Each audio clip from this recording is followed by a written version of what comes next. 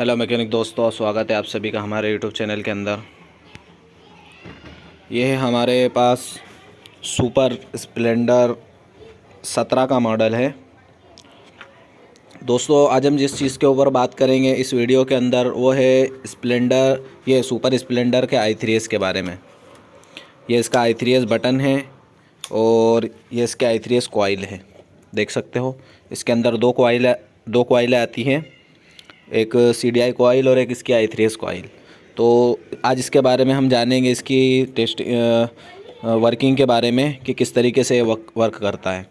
तो सबसे पहले हम इसके बारे में बता देते हैं। इसका i3s बटन जिसे एक्टिवेट डीएक्टिवेट करने के लिए इस्तेमाल किया जाता है और इसके अंदर दो वायर होते हैं और इसी तरीके से ये वायर जाते हैं डायरेक्ट इसके i3s के कॉइल के अंदर।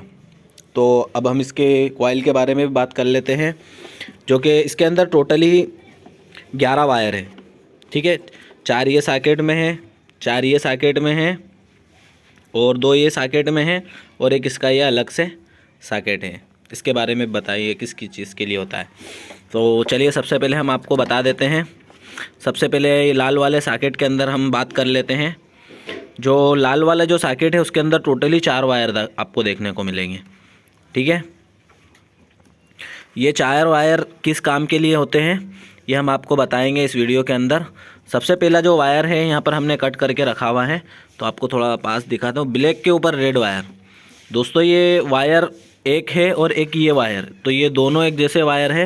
एक रेड के ऊपर ब्लू लाइन, ये वायर इसके आते हैं इस i3s स्विच से। ठीक है, ये इसके एक्टिवेशन और डीएक्टिवेशन के लिए जो स्विच होता है ये इसके यहाँ से आते हैं सीधे इसको एक्टिवेट करने के लिए। और दूसरे जो वायर होते हैं वो इसके 2 वायर है। एक लाइट ग्रीन के ऊपर रेड वायर, ये आपको मालूम होगा कि ये न्यूट्रल स्विच का वायर है जो डायरेक्ट इसके मैग्नेट कॉइल से इधर आता है।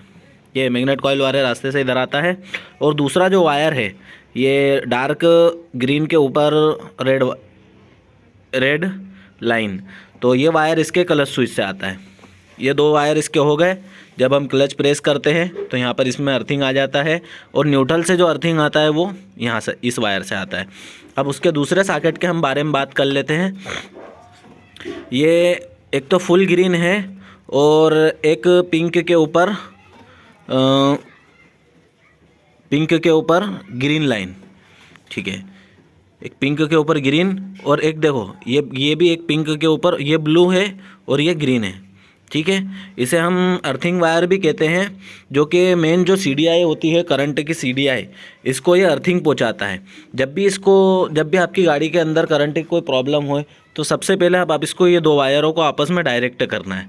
ठीक है, ये अर्थिंग यहाँ से सीधा अर्थिंग बनता है और डायरेक्ट इसकी कॉइल मेन को जो CDI कॉइल है टंकी के नीचे वो कॉइल के अंदर चले जाता है। अब आखिरी के जो 4 वायर है, ये 5 वायर बचे हुए हैं इसके अंदर। तो सबसे पहले हम इस वायर के बारे में बात कर लेते हैं जो ब्लू के ऊपर येलो लाइन है। इसको अभी छोड़ दे, आखिरी में बता देंगे इसके बारे में। ठीक है, अब सबसे पहला हम वायर आपको बता देते हैं जो इसके अंदर सप्लाई लाता है सेल्फ दबाने के ऊपर। तो ये है येलो के ऊपर रेड लाइन, आप देख सकते हो ये वायर को। ये वायर हम जब सेल्फ प्रेस करते हैं तो डायरेक्ट इसके अंदर वोल्टेज आता जाता है और इस कॉइल के अंदर आता है 12 वोल्ट की सप्लाई। ठीक है, इसके अंदर अर्थ आता है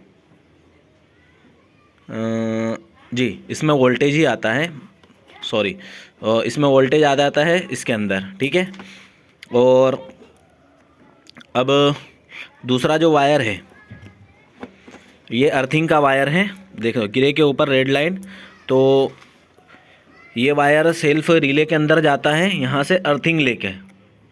ठीक है, यहाँ से अर्थिंग लेके सेल्फ रिले के अंदर जाता है और इसी तरीके से ये जो रेड के ऊपर ब्लैक वाली जो लाइन है, रेड के ऊपर ब्लैक वायर का जो ये लाइन जो आ रही है ये 12 वोल्ट सप्लाई की होती है। किसी भी CDI को चलाने के लिए या रिले को चलाने के लिए सबसे ज़्यादा जो ज़रूरी चीज़ होती है वो है सप्लाई 12 वोल्ट की।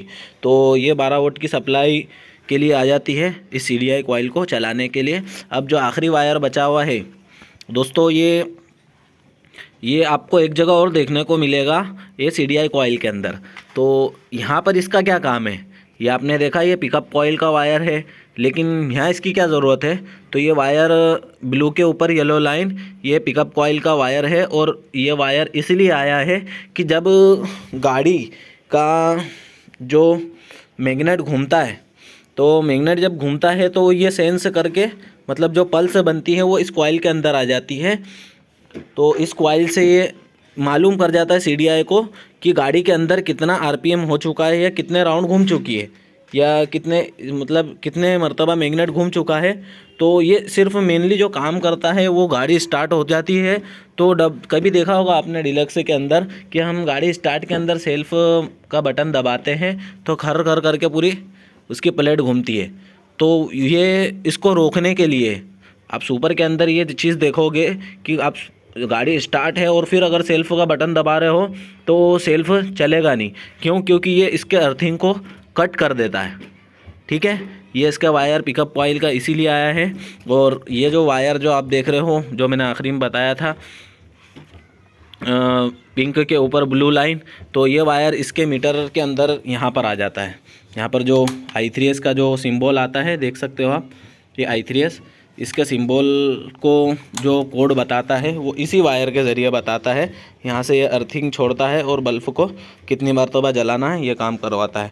टोटली ये इसकी वायरिंग थी CDI की। अगर वीडियो आपको अच्छा लगे तो आप ज़्यादा से ज़्यादा इसको लाइक करिए और चैनल को भी सब्सक्राइब करें। जो कि ये जो कॉइल है i3s, ये इसका मेन सिस्टम जो मेन मोटिव है वो है अर्थिंग बेस के ऊपर काम करता है। जैसे जो BS6 गाड़ी के अंदर ECU होता है, इसी तरीके से ये भी अर्थिंग के ऊपर काम करता है। सप्लाई तो चीज़ों को आ जाती है, लेकिन अर्थिंग पहुंचाने का काम ये करता है। जैसे BS6 बाइक के अंदर 12 वोल्ट सप्लाई किसी एक्चुएटर को जा रही है, लेकिन उसको अर्थिंग कौन पहुंचाएगा? ECU। तो ये ECU और ये i3s कॉइल यही काम करती है और इसी बेस के ऊपर ये कॉइल को इसमें डाला गया है। अगर आपको वीडियो अच्छा लगे तो वीडियो को ज़्यादा से ज़्यादा लाइक करें, शेयर करें और चैनल को ज़रूर सब्सक्राइब करें। मिलते हैं नेक्स्ट वीडियो के अंदर और किसी टॉपिक के ऊपर।